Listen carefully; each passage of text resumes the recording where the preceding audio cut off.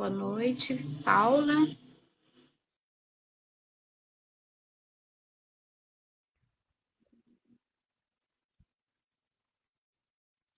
Olá, Paula. Boa noite, tá me ouvindo? Boa noite, estou te ouvindo. Como que tá o som Tá aí? tudo ótimo, dá para ouvir perfeitamente. E você? Dá para ouvir? Sim, Que bom, perfeito. É um grande prazer, é uma grande honra tê-la conosco nessa noite, que eu espero que seja de muito aprendizado, que possa vir a elucidar muitas questões, não é? Porque as pessoas, em um modo geral, elas se perdem muito nas dificuldades de aprendizagens, né? Nós, como especialistas, nós vamos galgando aí algumas algumas biografias para tentar entender, mas nada como, né? Nada como assim uma orientação, nada como assim uma live que seja mais explicativa para um senso comum. O que você acha disso, Paula? não, sim.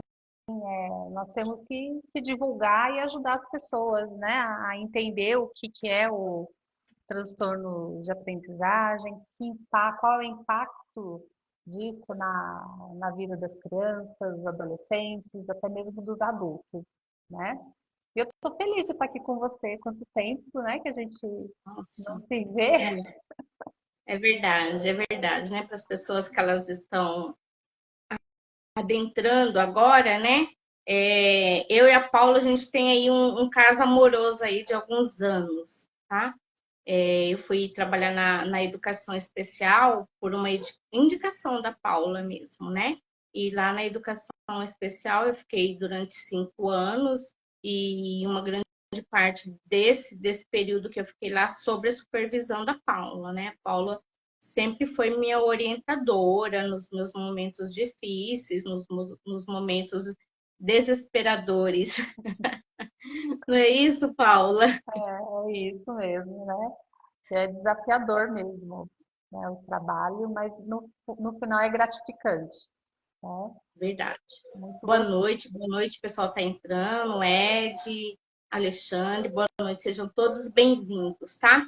Paula, você quer iniciar já dizendo sobre as suas formações, sobre a forma que você atua hoje, você gostaria de estar se apresentando? Sim, me apresentar então. Bom, meu nome é Paula, eu sou psicopedagoga, neuropsicopedagoga, sou coaching parental, kid coaching, eu uso as ferramentas do coaching no trabalho psicopedagógico, para que as crianças, os adolescentes, eles percebam, enquanto pessoas em desenvolvimento, aquilo que eles podem fazer a mais no seu processo de aprendizagem. Então, eles acabam entendendo, olha, eu estou com essa dificuldade, mas o que depende de mim para eu desenvolver? Porque tem coisas que dependem da gente quanto pessoa, né? Nós, enquanto especialista, nós estamos ali dando as ferramentas, mas se ele não perceber que ele tem como que ele vai usar essas ferramentas, que isso também depende dele, o trabalho não flui, né? Então, nós estamos aqui para dar um suporte, direcionar, porque eles não vão ficar com a gente enquanto especialistas para o resto da vida, até eu brinco, né? Esses dias eu dei pausa num atendimento de uma adolescente, ela tem TDAH e, e tem até tinha uma certa dificuldade de aprendizagem, que é bem diferente assim, quando a gente falar de transtorno de aprendizagem. Ela tem uma dificuldade de aprendizagem, mas que ela foi percebendo, opa, pera lá, né? Eu consigo administrar isso, eu consigo organizar minha rotina, eu tenho coisas que dependem de mim para fazer. Até brinquei com ela, ó, você vai querer ficar vindo aqui? Eu vou estar velhinha, você vai estar aqui comigo? Você é uma moça, né? Já vai estar até casada e vai estar aqui comigo? Ela não, né? Eles me chamam de tia. Não, né, tia? Eu não quero. Então, vamos ver o que depende de você. E a gente vai trabalhando esses dias.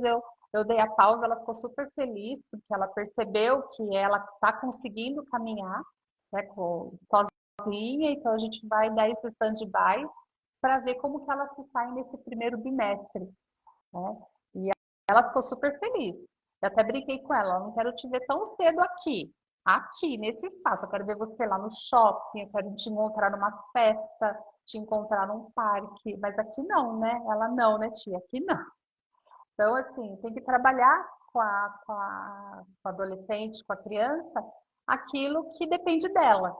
Então, a gente dá as ferramentas e ela aprende a fazer uso dessas ferramentas internas para poder seguir com a sua caminhada, tá? E Eu essa sua estou na... fala é interessante, né? Oi? Essa sua fala é muito interessante, né? É assim, a gente vai fazendo aquilo que vai dando certo, a gente vai aprimorando cada vez mais, né, Sol? Eu atuo na educação especial da Prefeitura de Suzano, atualmente sou professora do AEE, né, do Atendimento Educacional Especializado, mas eu estou como professora orientadora de professores. Suzano é dividida em 3 regiões, estou orientadora de uma dessas regiões, tá?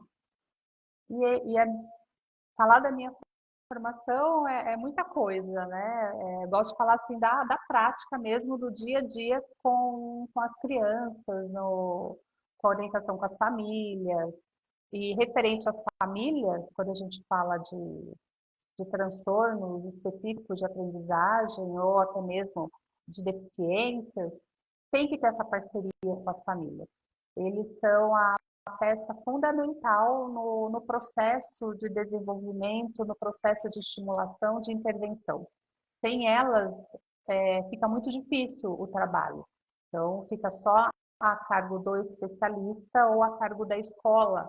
E a gente precisa de ter a família como o centro ali para formar essa rede de apoio para essa criança. E é muito interessante, Paulo, quando você traz essa vertente de rede de apoio, porque assim, quando eu estava na educação, que eu atuava, tanto em sala de aula quanto na educação especial, então isso para mim sempre foi muito claro, né? A parceria, a criança evolui de acordo com a parceria entre escolas, entre a família, entende? E hoje, dentro do setting, dentro dessa nova performance de avaliação de clínica, de consultório, é a mesma coisa. A intervenção ela só evolui se tiver parceria da família. Então, a rede de apoio é fundamental para o bom progresso, para os resultados positivos. É isso mesmo, né? E quando a gente fala assim de transtornos específicos de aprendizagem, a gente tem que entender que eles não entram como deficiência, não entram como público-alvo assim da educação especial. Então, eles não se caracterizam deficiência. Apesar de estar dentro dos transtornos do neurodesenvolvimento, os transtornos específicos de aprendizagem não é uma deficiência, né? Mas assim, E eu acredito só que daqui a um tempo, assim, a educação especial vai estar abraçando esse público. Eu acredito que isso vai acontecer em algum momento, porque hoje o que, que eu vejo, né? As crianças que têm dislexia, que a gente não usa mais o termo dislexia, a gente sim, fala transtorno específico da habilidade de leitura, de escrita ou, né, da sim. habilidade matemática. Essas crianças que têm os transtornos específicos de aprendizagem, hoje parece que não é de ninguém, né? Ninguém É. se vê, vamos pensar em âmbito escolar, né? Ninguém se vê de quem? Quem tem que olhar? O que tem que fazer? Né? A gente sabe que a figura central ali para direcionar o trabalho é o professor. O professor é a peça fundamental ali para direcionar esse trabalho. Mas, ao mesmo tempo, esse professor precisa de ter alguém ali para também dar esse suporte, para dar essa orientação do que fazer, né?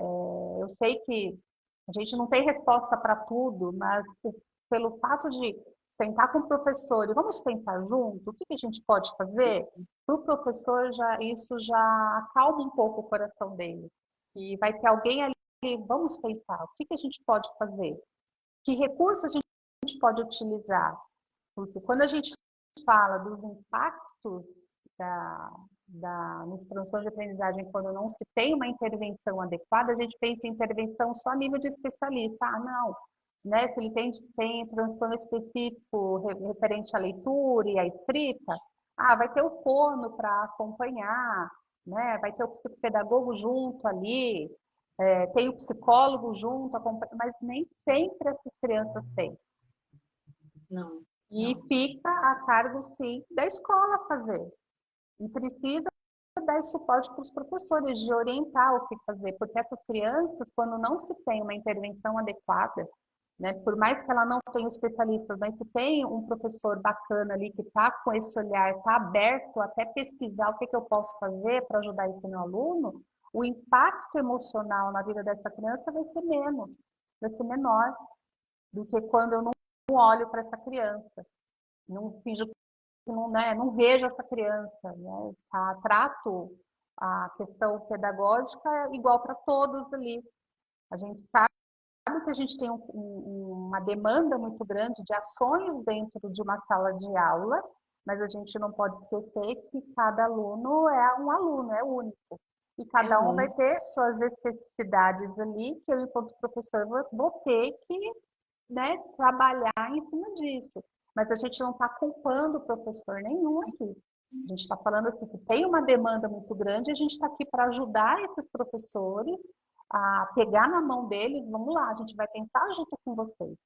O que, que a gente pode fazer junto ali para olhar para essas crianças? A gente entende hoje que esse público não é da educação especial. Por isso que eu fala, não é de ninguém, ninguém olha, mas assim, a primeira pessoa a ter esse olhar é o professor, é o coordenador pedagógico. Esse sim, né, tem que estar aí na frente, direcionando, pensando, vamos ver o que dá para fazer, pesquisando o que é possível fazer para minimizar essa questão desse impacto emocional, porque só, acho que você também vê muito disso no seu consultório. Eu recebo crianças que quando eu vou fazer o primeiro contato com elas, eu sempre conto uma história, eu falo, né, o que que eu faço, olha, eu pergunto para eles assim, só me contou o que você veio fazer aqui? Isso, E eu primeiro converso com a mãe, depois vem a criança, né? sim. E num outro momento, eu converso com a mãe num dia, no outro momento vem a criança. E eu sempre deixo combinado com a mãe, conta para a criança, já falo o meu nome, já falo assim, o que, que eu faço. Mas às vezes as famílias contam e a criança fica meio, não sabe ainda definir e não entende ao certo, porque só de falar psicopedagogo ou psicopedagoga eles não conseguem nem falar essa palavra. Então eles não conseguem falar. Mas muitos chegam assim, eu pergunto, eu falo, né, o que eu faço, me apresento, olha, meu nome é Paula, eu sou psicopedagoga, é um nome estranho, né? Você consegue falar psicopedagoga? Aí uns conseguem, outros não. E eu pergunto, sabe o que que eu faço? O que que você veio fazer aqui? E alguns não sabem, né? Ficam meio assim receosos. E quando eu falo para eles assim, olha, eu ajudo as crianças, quando é criança, eu falo criança, quando é adolescente, eu falo adolescente, né? Então eu ajudo as crianças a desenvolver aquilo que ela está tendo dificuldade. Então, quando eu falo de desenvolver aquilo que ela tem dificuldade, eu estou abrindo um leque para assim, bom, o que, que ela vai me trazer de dificuldade ali? Isso. E aí elas mesmas já falam, né? Eu estou com dificuldade na escola, eu não estou conseguindo ler, não estou conseguindo. Tem uns falam, atendi um ontem ele falou para mim assim, eu troco as letras. Né? Eu troco as letras. E, e aí, que eu observo? O medo de mostrar para mim essa dificuldade de ter que escrever alguma coisa com esse receio de errar. Então, eu já falo, olha, aqui não é escola, eu não sou sua professora, aqui ninguém passa de ano e ninguém reprova de ano, né? Para ir já quebrando aquele gelo, para ela se sentir bem. Eu falo, e quando eu abro o armário, que eu falo que meu armário tem bastante jogos, né? E quando é algum bem novo, eu já deixo até um pouquinho aberto para eles darem uma espiada. E quando eu abro para pegar alguma coisa, eles, nossa, quanto jogo! Sim, então eles ficam, porque eles são carentes até nas brincadeiras. E eles acham, né, que estão brincando, que estão jogando, mas tudo tem um Uhum. objetivo. Se eu estou fazendo um jogo de stop, ele acha que está brincando, mas eu estou verificando a questão da escrita, a questão da leitura, a questão da atenção, a questão do vocabulário, do raciocínio. E isso é muito gratificante, porque eles, tadinhos, eles estão achando que estão brincando, né? Que estão na Disneylandia. E a gente acaba trabalhando com esse emocional dele perceber, olha, eu consigo, eu sou capaz de fazer, de realizar alguma coisa, de escrever. Então, quando a gente fala da questão da intervenção, por isso que ela não deve se limitar a só o espaço do especialista. Ela tem que acontecer lá na escola, nas interações ali entre professor e aluno, o professor tem que observar como é essa interação da criança com as demais crianças, na interação na aula de educação física, nos espaços ali da escola, que a escola, todos os espaços da escola é espaço de aprendizagem. E a gente tem que saber utilizar todos esses espaços. A intervenção também acontece no ambiente familiar, quando o pai e a mãe, ou aquele que cuida, que é responsável pela criança, valida os pequenos avanços dele. Não somente pensa, mas não fez mais que obrigação fazer a lição de casa, não fez mais que Sim, obrigação arrumar o quarto, não fez mais que obrigação aquilo, né? Às vezes, né, acaba saindo, não sei, né? Eu, como mãe, às vezes falei muito disso, e hoje eu penso, nossa, né, como eu errei também. E a gente acaba interferindo nesse emocional da criança. Quando a gente começa, se você começa a validar que a criança conseguiu arrumar a cama, que para a gente pode ser uma coisa tão simples, mas para quem não fazia, exato. e quantas questões cognitivas ali, quantas sinapses precisou acontecer para o ato dele arrumar a cama, para o ato de enxugar uma louça, e a gente tem que validar, porque quando a gente valida, a gente dá o reforço ali para a criança, olha, você consegue, parabéns, parabéns. É perfeito, perfeita essa sua fala, não é? Porque, assim, é como você falou, hoje eu também observo algumas questões, assim, que assim, nós não tínhamos informação. Então, assim, nós íamos na tentativa e erro, né? Mas o quão isso é importante hoje, Paula. E isso, assim, você fala de crianças, você fala de adolescências, o quanto isso é importante. Mas, assim, eu tenho pacientes, adultos, que eu peço para eles fazerem uma lista das coisas que eles gostam e eles não sabem. Eu não sei do que eu gosto. Eu não sei dizer o que me agrada. Eu não sei dizer aquilo que me faz bem, sabe? Então, aí eu procuro dizer, pacientes adultos, eu costumo dizer para eles: olha, você precisa se dar um crédito, validar aquela sua pequena ação. Então, assim, eu preciso validar aquilo que eu fiz. Então, quando o adulto valida aquilo que ele fez, ele aprende a validar aquilo que a criança fez. Por mínimo que seja, é um avanço, e todo avanço tem que ser aplaudido, todo avanço precisa ser estimulado, porque hoje nós temos índices e índices e índices de mega transtornos que nós temos por aí. O DSM é a Bíblia, né? Eu digo que o DSM é uma Bíblia. Eu tenho que andar com o DSM ali para destrinchar vários quesitos, pré-requisitos, todos os critérios que tem ali. Mas, assim, e o que é possível fazer no dia a dia?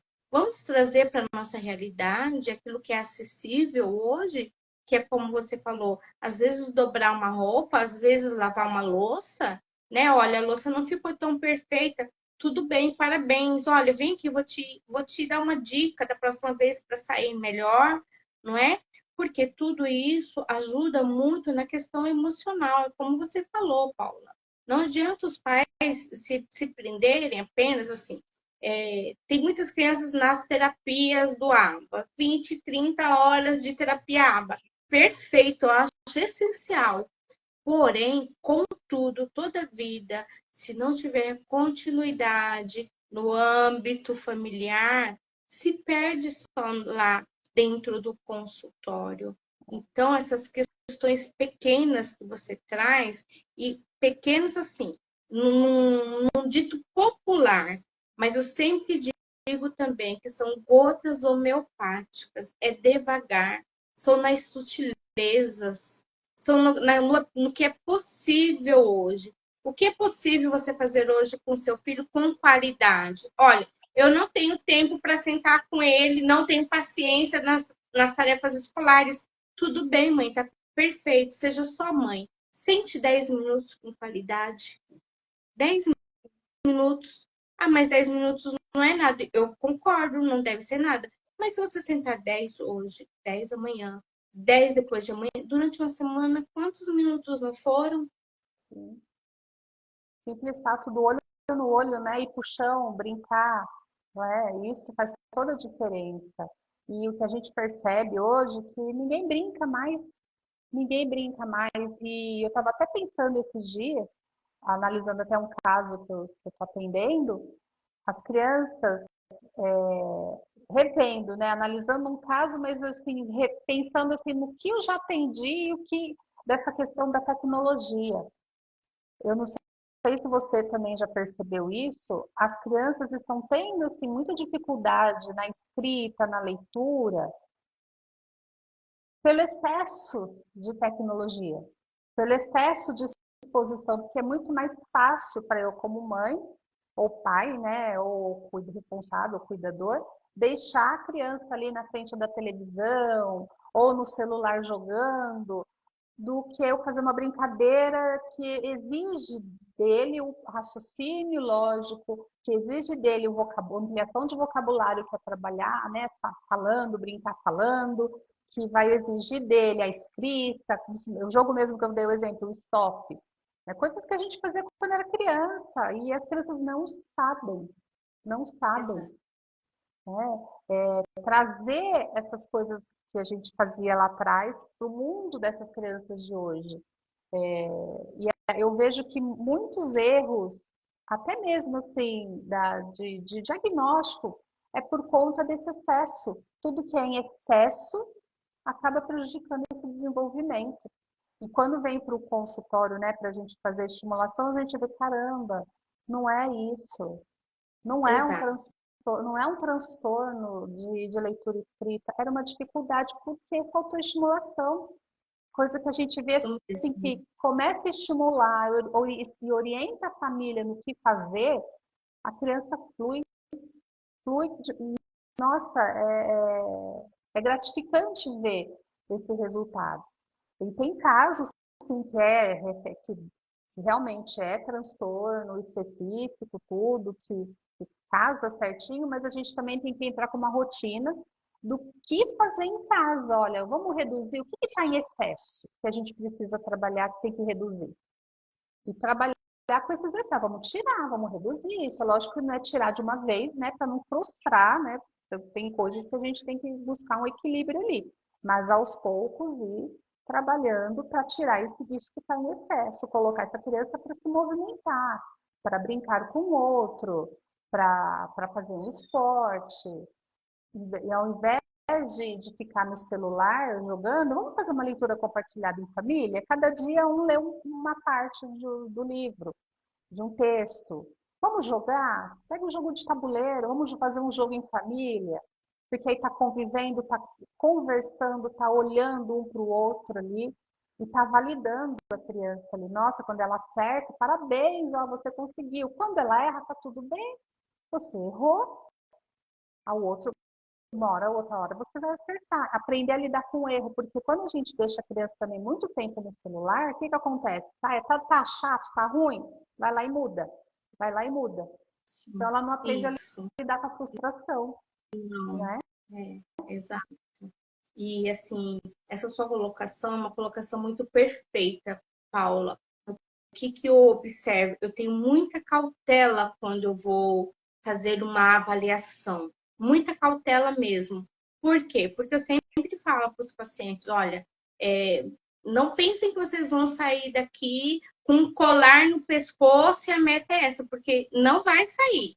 Se eu tiver dúvida, eu não vou fechar. Por quê? Porque eu tenho essa sensibilidade desse olhar da pedagogia. Os meus anos dentro de sala de aula, os meus anos dentro da educação especial, me trouxeram uma bagagem da qual eu tenho um olhar diferenciado hoje. Então, peraí, mas vamos avaliar melhor essa questão aqui? Olha, às vezes está tendo uma dificuldade aqui por conta de um processamento auditivo, que talvez esteja alterado, sabe? E ir buscando outras alternativas para depois a gente tentar avaliar um conjunto, mesmo porque assim, você falando assim, igual você havia citado da dislexia. Gente, é preciso uma equipe multiprofissional.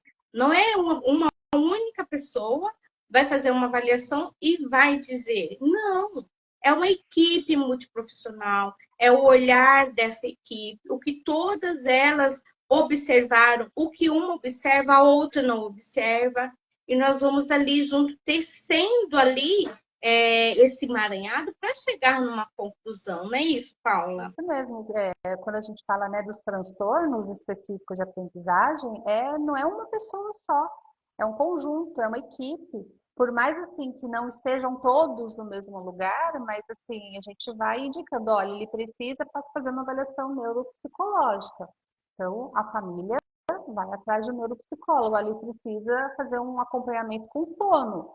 Então vai buscar o fono. E aí esses profissionais, mesmo não estando no mesmo espaço, vão tendo contato um do outro ali, conversando, olha, o que dá para fazer, né? Então, o que é possível? Então, a gente tem que manter esse diálogo e a família ali atrelada, a família no centro. E sempre manter o contato com a escola, passar informação para a escola.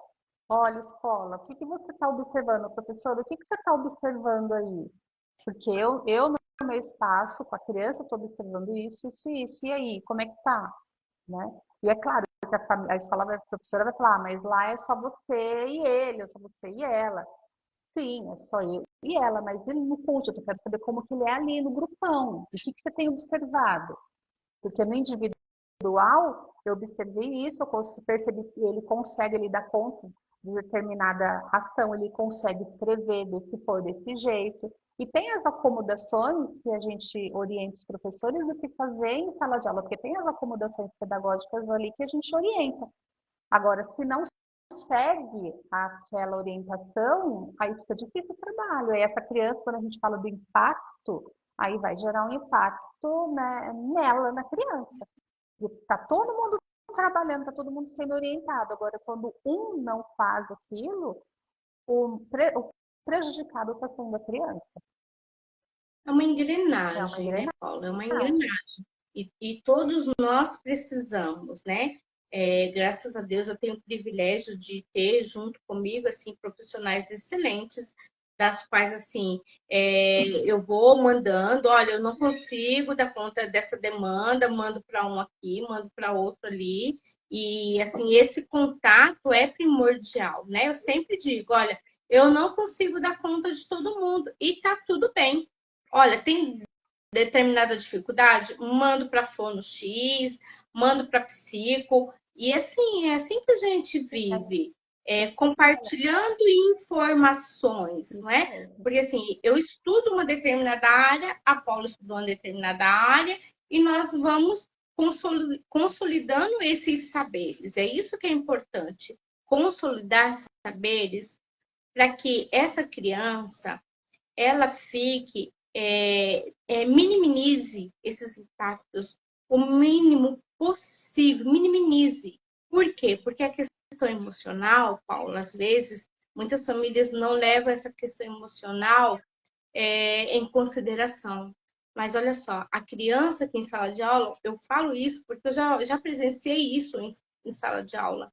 A criança, ela deixa de falar porque ela tem medo da crítica que ela vai receber do coleguinha. Porque ela tem medo de pronunciar a palavra errada, de trocar o F pelo P, sabe? E aí fazer parte de uma chacota, porque as crianças acabam fazendo isso. Então, por medo, elas não arriscam, por medo, elas se omitem. E isso traz uma baixa autoestima para essa criança, assim, que vai crescendo de forma gradativa, chegando a uma depressão, gente. Isso mesmo, chegando num estágio assim de depressão. Tem criança quando a gente pede assim para fazer uma leitura, isso porque só eu e ela aqui, não tem ninguém mais, não tem plateia. Vamos ler essa tirinha aqui, a mão começa a suar, né? O olho começa a querer lacrimejar, e a gente tem que, aos pouquinhos, vamos mudando ali, porque não, aquilo não pode ser, não posso gerar um trauma, porque alguma coisa já aconteceu com ela ali, e a gente tem que ir com cautela para isso não criar um problema futuro aí para ela, né? E muitas questões até, Sol, de dificuldade de aprendizagem, e tem a diferença, né? A dificuldade de aprendizagem e transtorno específico de aprendizagem. A dificuldade de aprendizagem é aquilo que, quando eu mexo no ambiente, eu interfiro na questão pedagógica ali, a criança flui, porque não Isso, está nela, não isso. está nela. Às vezes até uma questão emocional, quando é, porque o emocional vem de fora ali, né? Só você que é psicóloga, aquilo que está interferindo Externo, desse jeito, aquilo que está externo. interferindo, né? Aquilo que acaba interferindo. Então, se a gente não trabalha essas questões com a criança, o que vai acontecer? Vai vir um falso, né? A tradução de aprendizagem não é. Então, a gente tem que trabalhar primeiro para identificar, diferenciar, olha, é uma dificuldade ou é um transtorno? Então, vamos primeiro mexer com o que está fora. Vamos mexer na metodologia, vamos orientar melhor essa família, vamos estabelecer uma rotina para essa criança, para esse adolescente. Se precisar de um psicólogo, vamos encaminhar para o psicólogo se é uma questão emocional. Se resolveu, era uma dificuldade. Era apenas uma dificuldade de aprendizagem. Agora, se com tudo isso o negócio ainda continua, essa dificuldade permanece, aí a gente já começa a levantar as hipóteses. Pode ser um Sim. transtorno de aprendizagem e a gente vai verificar o que está de fato acontecendo. Então, primeiro a gente começa a partir do princípio de vamos estimular. Para a gente, estimula. Se nesse período de estimulação, de intervenção, o negócio não surtiu efeito, aí a gente começa, então, ó, a levantar as hipóteses e aí sim, olha, para se fechar no diagnóstico. Por isso que precisa ter essa rede, precisa Sim, ter essa equipe, sim. né? Perfeito. A Paulinha está entrando aqui e ela colocou aqui: compartilhamos informações e temos muito a ganhar. A Paulinha tem um reforço em Ferraz, e mediante esse reforço, ela é psicopedagoga também.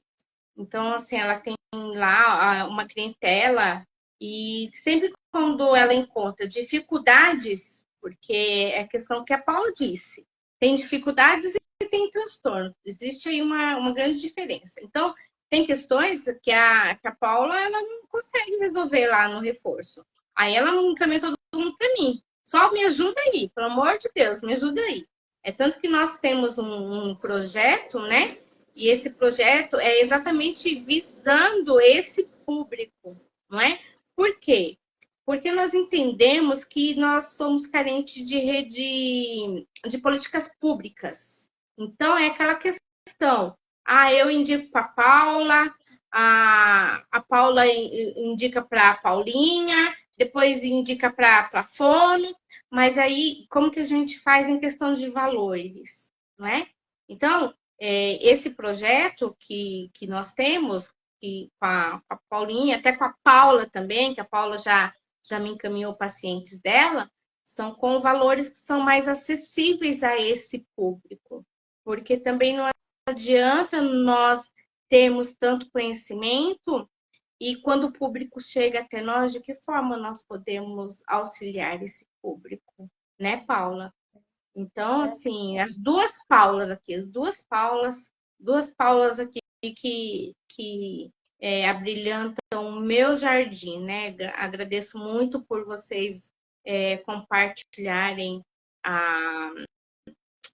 as informações, né, da nossa vida, porque se nós estamos sempre permeando, buscar melhoras, né, para o nosso público, é porque talvez nós tenhamos algo a mais a oferecer.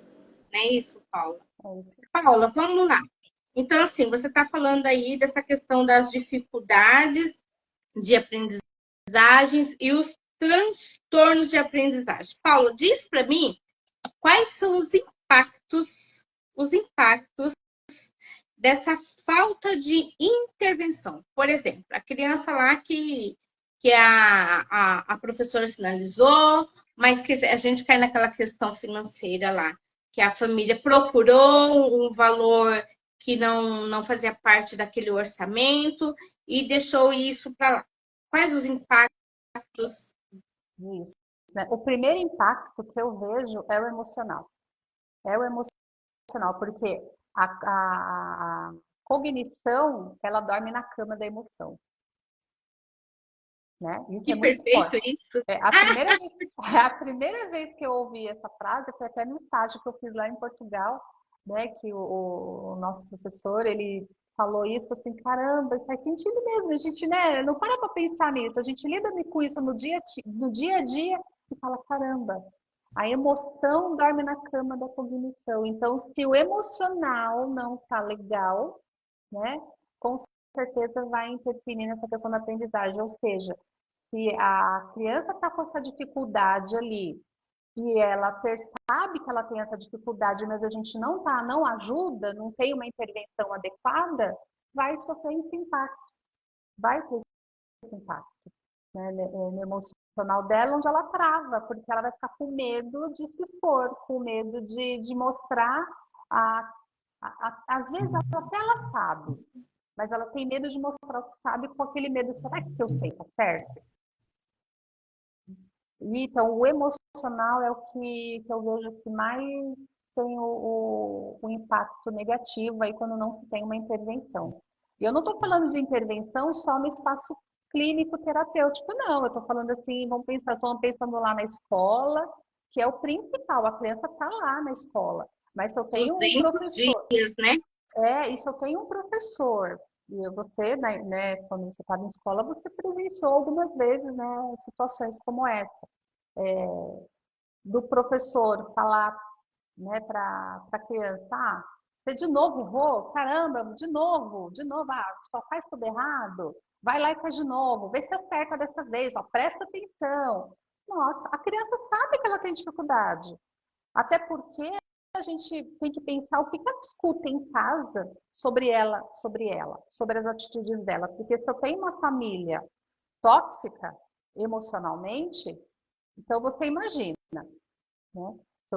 Tem uma família que também só sabe apontar o dedo para a criança daquilo que ela não sabe fazer, daquilo que ela não dá conta, você faz tudo errado, você isso, você aquilo. Chega na escola, eu tenho um professor que acaba validando aquilo que ela está ouvindo em casa, já está ali instaurada a questão emocional dela. Né? O abalo emocional já está pronto, a autoestima dela está lá embaixo. Então, por isso que eu falo assim, primeiro a gente tem que analisar essa questão da dificuldade de aprendizagem, porque muitas causas da dificuldade de aprendizagem é atrelada ao emocional. E quando a gente fala agora de transtorno específico de aprendizagem, também interfere no emocional quando não se tem uma intervenção, tanto somente na escola, em contexto clínico e atrelada à família, porque a criança não consegue, com os recursos dela, avançar. Ela ainda não entende como ela aprende.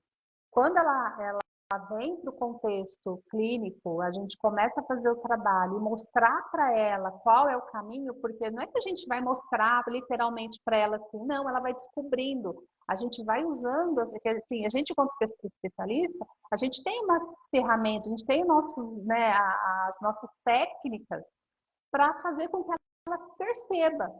E a gente leva isso para a escola, nas orientações com os professores, quando a gente fala de adequação, acomodação pedagógica, vamos dar um exemplo de acomodação pedagógica.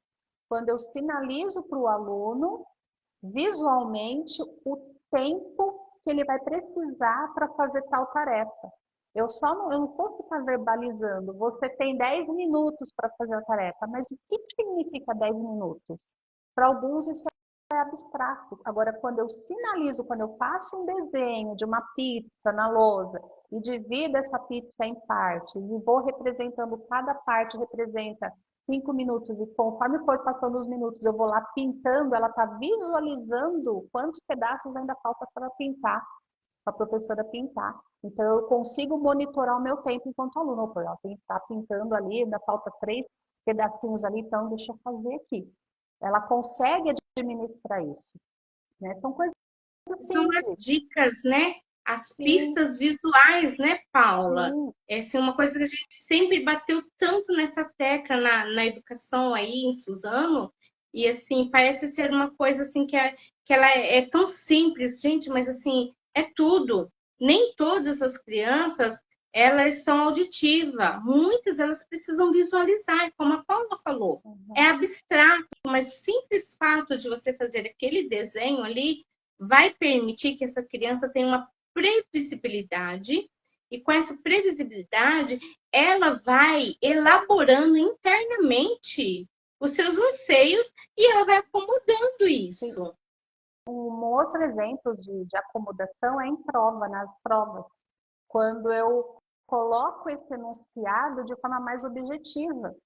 Esses dias mesmo eu estava vendo uma prova, né? E era um problema de matemática do terceiro ano, e estava assim, só contando uma história, né? Então, assim, que começou, tinha um número X, e aí contou-se uma história no meio ali do problema para saber no final, um exemplo, quantas bananas João levou.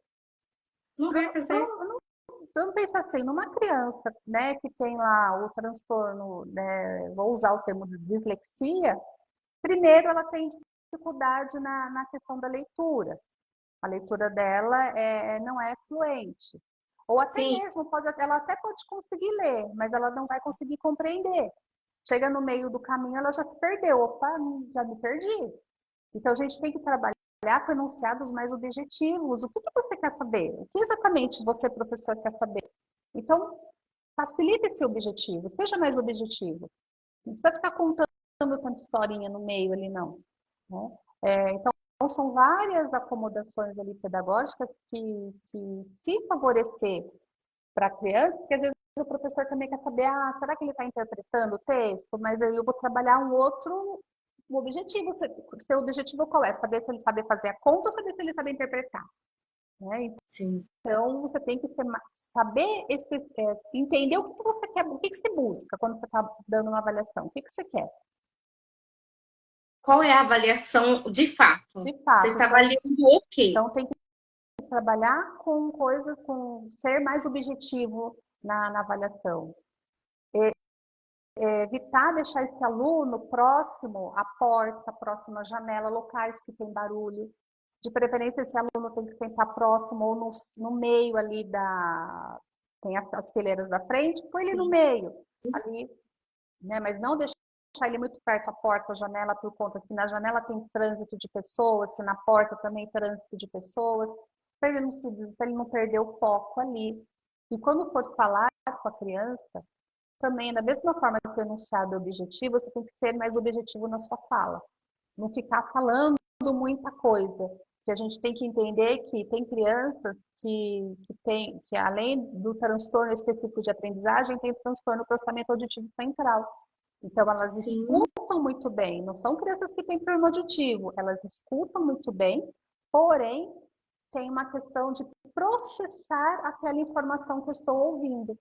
Então, tem essa alteração nesse processamento, de interpretar aquela informação. Sabe aquela coisa que a gente fala para o filho? Vai lá no quarto, busca a blusa azul que está em cima do guarda-roupa, ou em cima do criado mudo. Chega na metade, chega na metade do caminho, buscar o quê? A blusa verde, que azul? bruto. Sabe, não que blusa? Que está querendo que, né? Aí volta no meio do caminho com uma touca, sei lá. Mas eu falei que era para você pegar a blusa azul. Então, a gente tem que dar uma comanda mais simples para a criança. No seu quarto, a blusa azul em cima da cômoda. E aí Ó, no seu quarto, no meu quarto, a blusa azul em cima da cômoda. Do que vai no seu quarto, pega a blusa azul tá em cima da cômoda. Né? Então, é muita informação. Então, eu tenho que também, eu como mãe, me policiar naquilo que eu, dessa informação Uhum. ali. Né? Para ele também processar aquilo. E é isso, É. isso já E faz assim, parte de uma intervenção ali também, né? e, e eu só tive esse olhar que você tá nos trazendo aí quando a Fátima disse isso em uma formação pra gente, porque até então eu nunca tinha pensado sobre isso, né? E assim, trazendo sobre a questão, assim, você me recordou da Fátima e trazendo a questão desse processamento auditivo central, nós já temos agendado uma live com a Fátima para a Legal. próxima semana sobre processamento auditivo A central. Fátima é Gente, não maravilhosa. percam, gente, não percam, porque a Fátima é o ícone da fonoaudiologia, viu? E assim, eu consegui marcar com ela, pode uma pessoa super ocupada, assim como a Paula também. Gente, olha, vocês têm que agradecer, porque para conseguir um horário com esse pessoal é complicado, mas graças a Deus nós estamos aqui. Então fiquem atentos aí, tá? Para a próxima live. Isso que a Paula está trazendo sobre essa questão, às vezes a gente se perde, porque eu já fiz isso inúmeras vezes, 3, 4 comandos, mas sem perceber, né, Paula? A gente faz isso de forma tão automática que a gente nem percebe que está ali com 3, 4 comandos, a pessoa ainda não entende o que ela vai fazer. Então, isso é importante ter. Essa dica da Paula é uma dica importante para o dia a dia em casa, né? Se policiem, se observe como que está sendo esse comando, né? Se está sendo um comando objetivo para essa criança. Essas questões que a Paula traz aqui da escola, da educação, ter esse olhar do professor, isso é importantíssimo ter esse olhar do professor. Quando assim eu faço relatórios de crianças que ela tem aí questões, eu coloco lá, olha, professor, as orientações, peça para a criança fazer um mapa mental, peça para colocar, passar aquele marca-texto no início, no final, para ter uma conclusão mais rápida, né? Sejam mais objetivos, aquelas situações, problemas, que como a Paula falou, é uma situação, problema, que a gente não sabe de onde se tiram tantas situações ali. E lá embaixo, a pergunta, a gente já não entende mais qual é a pergunta que se faz. Então, assim, ser objetivo é importante tanto para os professores quanto para os pais que estão nos ouvindo aí, atentem-se a isso, não é isso, Paula? Isso, é só lembrar sempre, né, que a cognição dorme na cama da emoção. Se você não esquecer isso, você vai sempre lembrar, eu tenho que trabalhar com o emocional do meu aluno, motivá-lo para que o cognitivo dele, para que ele, ó, né, flua. Né? Então, lembrando disso, só, nossa, isso foi, abriu assim, a minha cabeça. Assim, caramba, faz todo sentido, né? E sempre Verdade. não esquecer que a criança, para aprender, além da questão emocional que a gente tem que trabalhar, tem que trabalhar com a motivação, né? Praticar. Então, ela tem que praticar aquilo que ela está aprendendo, porque se não pratica, não vai fazer sentido, mas ela tem que praticar com significado esse aprendizado. Tem que ter significado para ela. Né? E atenção. Então, eu tenho que trabalhar com atenção. O que está tirando a atenção dessa criança ali? Então, parece que eu estou falando de criança com transtorno de déficit de atenção e hiperatividade, né? Não, estou falando de criança com transtorno específico de aprendizagem. E a gente precisa trabalhar com essa questão atencional. Porque se eu penso que é uma criança, também pode ter a questão do processamento auditivo alterado, a gente tem que trabalhar com essa atenção. E eu não posso esquecer que muitos casos de transtorno específico de aprendizagem têm como comorbidade o TDAH. Então, eu tenho que pensar, né, nessa questão atencional também.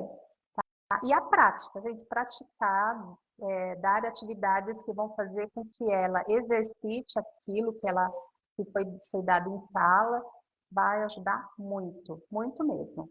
E são fazer revisões, né? Fazer as revisões.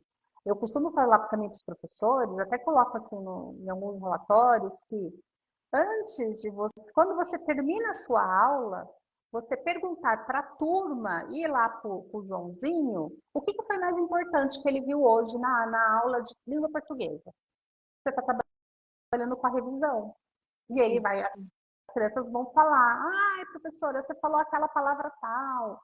Ah, você falou sobre o verbo não sei o que lá, sabe? As crianças vão trazendo o que eles viram na aula. E se o Joãozinho em algum momento perdeu aquela informação, opa, nossa, ela falou isso? Ah, então vai fixando aquilo nele. E no dia seguinte, antes de iniciar a aula, perguntar para a turma, né? O que nós fizemos ontem na aula de língua portuguesa? Já é uma revisão, porque você já está trabalhando com a criança esse conhecimento que ela adquiriu na aula anterior para o novo, para aquilo que você vai ensinar no dia atual. Então, isso são coisas assim que parece bobeira, mas faz toda a diferença para as crianças. Exatamente. E se torna um hábito, né? Porque assim, eu Se sempre torna um hábito. disse isso, né? O hábito, ele é importantíssimo, Hum, porque você vai aprendendo com esse hábito, né? E veja o quão importante é ser um professor, porque eu sempre pensei da forma de que no nosso micro espaço de sala de aula, onde temos 30 universos, um diferente do outro, e nós temos que saber lidar com todos eles. Quando esses 30 universos eles saem dali, eles vão levar essa informação e multiplicar para aquelas pessoas que não tiveram essa informação. Então, assim, esses hábitos que são adquiridos em sala de aula, eles consolidam, levam para a sua vida familiar e acabam agregando para a sua vida pessoal. isso mesmo. É isso mesmo, Sol. Né? Faz todo o sentido aí. Né? Mas E quanto é importante, né, Paula, esse seu olhar, viu? Esse seu olhar pautado com essa sensibilidade, tá? Ô, Paula, me diz uma coisa, como encontrar psicopedagogos hoje? né? Hoje tem de monte, né? Tem de monte. A gente vê que tem muitos cursos aí de formação, mas eu acho que os pais assim têm que buscar aqueles que eles entendem que tem referência, porque tem muitos hoje. Então Mas é buscar tudo, as viu, referências. Paula? É, Mas tudo, tá? Eu acredito que todos os segmentos, todos os setores, nós estamos assim com essa demanda, né? Quando a gente vem, eu tive até uma pergunta hoje aí de uma avaliação neuropsicológica que foi feita aí em horas. São profissionais e profissionais, não é? São profissionais e profissionais. Busquem os profissionais. Por exemplo, eu indico a Paula Belém como psicopedagoga, como neuropsicopedagoga. Eu indico a Meire Rose, que acabou de entrar aqui, como neuropsicóloga. Aquele paciente que eu não consigo dar conta, eu mando para a Meire. Meire, olha, veja esse paciente aí para mim, sabe? A Paulinha lá do reforço manda para mim também. Então, hoje em dia, essa questão que você falou, tem muitos, mas assim, nós temos muitos. Só que eu sempre tive comigo uma questão assim, não dá, eu não sou e nem irei galgar dentro da mesmice, porque o mundo está cheio de mesmice, ou tá? Então, assim, profissionais como a Paula, como a Fátima, como a Meire, como a Paulinha, que a gente vê aí engajadas, são profissionais que se dedicam naquilo que estão fazendo. A gente nós não fazemos isso para a gente ficar rica, porque a gente não ficou, tá? não ficou. É uma coisa assim que eu falo, né? Às vezes as pessoas brincam, nossa, Escuta, você nas suas férias, ao invés de curtir, você vai estudar. Já aconteceu disso, de ter esse período de férias e participar de um congresso. Então, a gente tem que buscar aqueles profissionais que estão sempre se atualizando e que têm indicação de outro profissional, porque sabe que está dentro, né, de uma rede ali. Quando a gente indica para os pais, olha, quando encaminho alguns para a Sol, então as famílias vão porque estão confiando no que eu estou falando, Exato. né? E a mesma coisa quando a Sol manda para mim, está confiando no que ela está falando. E a gente tem que trabalhar de uma forma para, vou usar um termo, assim, até de excelência, porque a gente não pode, É excelência. não podemos Excelência. ali pisar na bola. Que querendo ou não, tá uma indicando para outra, uma ajudando a outra ali, mas porque são pessoas que já se conhecem e vai facilitar o contato. Então, assim, quando eu mando para a Sol, a gente conversa como está fulano, o que você viu no Sim. fulano, né? Para poder ajudar tanto ela, me dar o que ela observou e eu passar o que eu observei para ela para o trabalho dela. E isso a gente ajuda os pais, olha, né? A neuropsicóloga viu isso, bate com o que eu estou vendo, então agora a gente vai caminhar, né? E eu tenho uma fono também, que eu encaminho, e aí a gente conversa, olha, você viu o plano? Como que tá?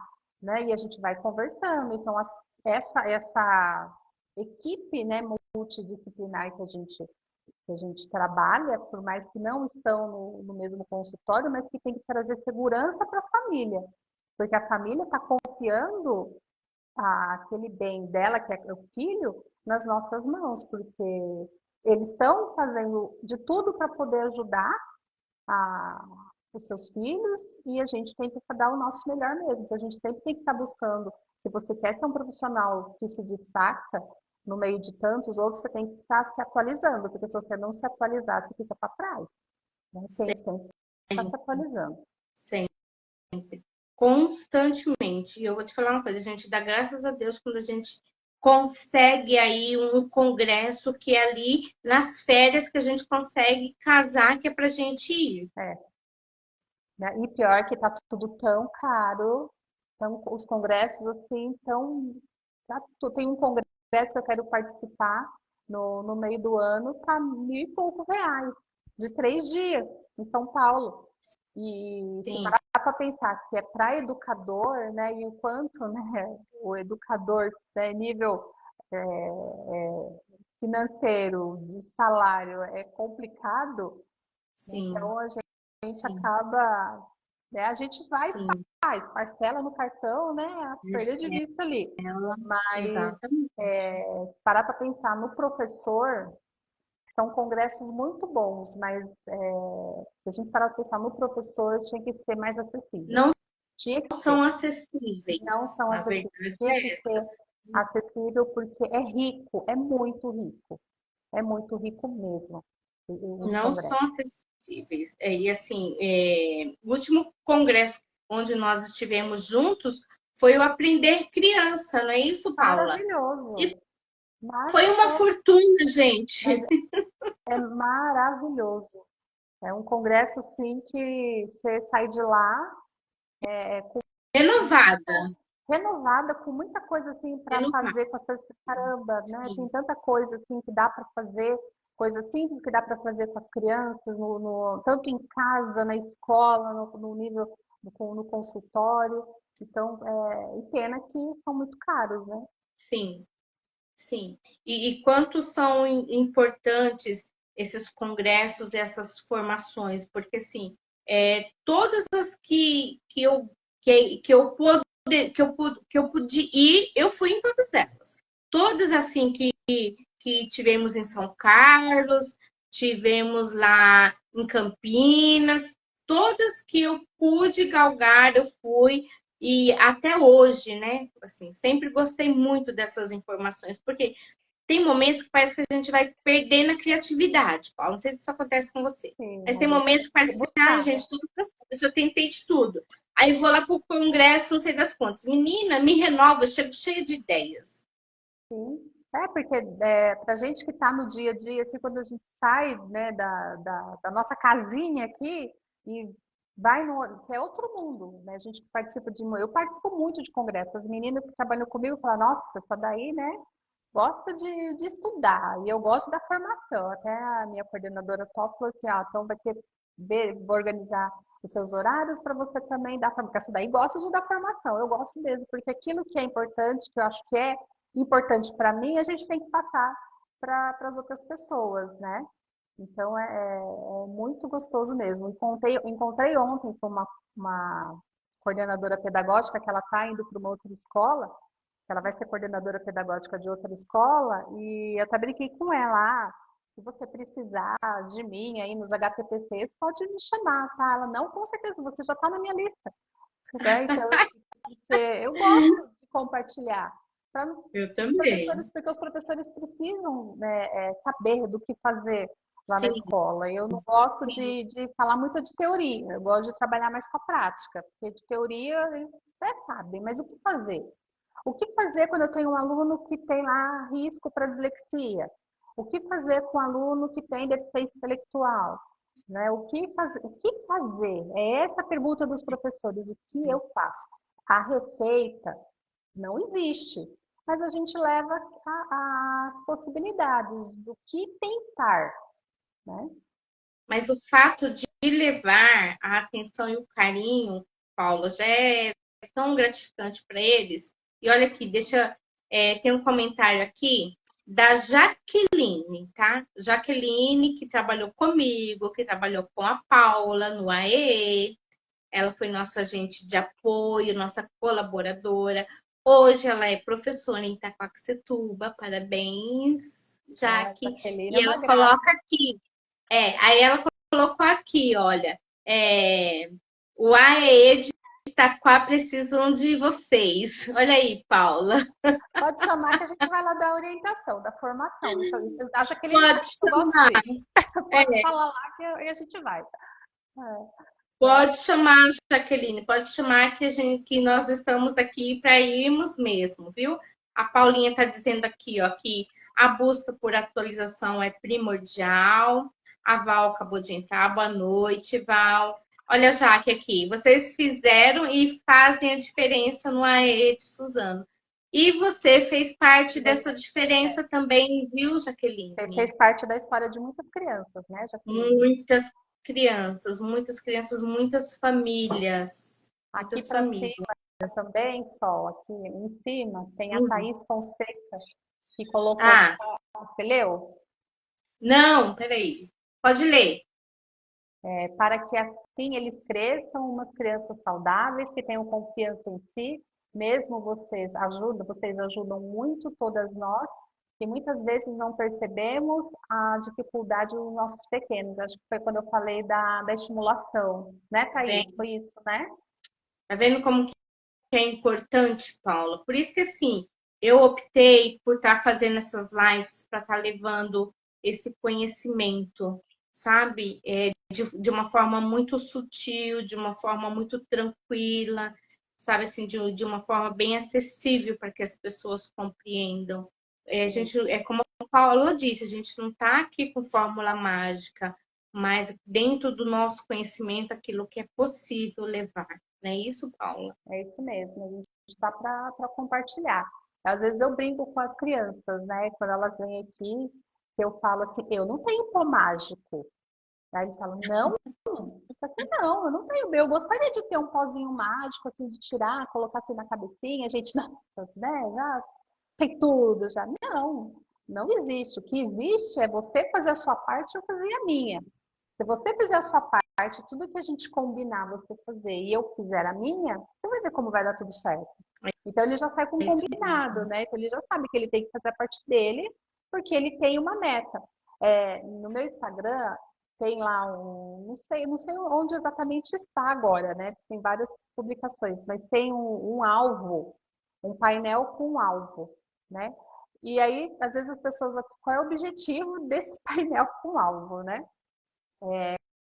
Qual é o objetivo? O objetivo é justamente a criança ter uma meta. Então, tem até uma pergunta, né? Qual é a sua meta? Para a criança que não entende essa palavra meta, eu explico. A meta é aquilo que você quer. O que você quer? O que Isso, faz você vir aqui? Aí ela exatamente. fala, né? Ela fala, eu quero melhorar na minha leitura, eu quero tirar nota boa, eu quero melhorar nas notas, eu quero ler, eu quero aprender a escrever e tal. Então, eu dou 3 dardos para ela, e como a Sol sabe, eu sou coach, então a gente tem uma linguagem, né, da programação neurolinguística, que é falar com o cérebro, falar com a mente, né, Sim, Sol? Falar com a isso. mente. Então, eu vou conversando com a criança, e eu dou os 3 dardos para ela e ela tem que jogar. Só que ela não tem exatamente que acertar no centro. Eu falo para ela, você joga onde você acha que é importante para você. Então, se ela acertar fora do 100, lá que é o centro, tá tudo bem, ela acertou, o importante é que ela acertou, e ela fica feliz. Porque como Sim, eu não deixei claro para ela, olha, tem que ser lá no centro. Não, é onde é importante para você. Se ela considera que o centro ali é importante para ela, ela tem 3 tentativas. E tá tudo bem se hoje você perfeito, não conseguir. Na perfeito. outra sessão, a gente tenta de novo. E aí, quando ela acerta, aí ela tem que deixar um recado no painel da meta dela. Qual é a meta? Aí ela escreve a meta. E quando a gente está aqui fazendo as coisas e ela esquece o que ela veio fazer aqui, eu falo, mas qual é a sua meta mesmo? Porque às vezes ele chega e fala, vamos jogar? Hoje vamos só fazer joguinho? Aí eu, mas qual é a sua meta mesmo? Aí ele, é verdade. Então a gente faz os combinados, vamos lá. Né? Tá? Tem já a minha demanda, aquilo que eu já preparei, e Sim, depois eu tenho aquilo que ela vai escolher. Mas é lógico, vai escolher sendo já direcionada daquilo que vai complementar o que nós já fizemos. Mas ela isso tá mesmo. escolhendo. E tem É, algum pai, alguma criança minha ouvindo, já sabe que eu faço assim, né? Ela acha que está escolhendo, que está lá, né? Mas já foi já direcionada, né? E isso faz toda a ótimo. diferença, né? Muita diferença. Paula, vamos finalizando, Sim, porque me parece que assim, quando passa do tempo, o Instagram já ele cai, derruba. e quando ele É, cai, ele não grava, tá bom? A Paulinha tá dizendo aqui, ó, quero vocês lá no meu reforço palestrando. Aí, Paula, pode já chamar. ganhou mais uma. Ah lá, Eu vou, com todo já prazer. fui, já fui algumas vezes fazer palestra lá na Paula, sabe? E assim, é sempre muito gratificante, viu? Pessoal, muito obrigada pela colaboração de vocês, por estarem aqui presentes. Sejam todos muito bem-vindos. Espero que nós consigamos levar para vocês informações pertinentes para o dia a dia de vocês. Paula, te agradeço imensamente, viu? Imensamente mesmo, tá? Que nós possamos sempre galgar caminhos paralelos com os mesmos Eu objetivos, que tá? agradeço o convite, e aí, né, passou rápido essa 1 hora, Você voou, vê, né? é, Agradeço é. e conta comigo aí o que precisar, tá bom? Saudade, Jaque. Leva eu e a Paula lá para Itaquá, Jaque. Beijo, gente. Um Beijo, beijo grande. Obrigada por tudo, gente. obrigada. Tchau, tchau. Tchau. Obrigada.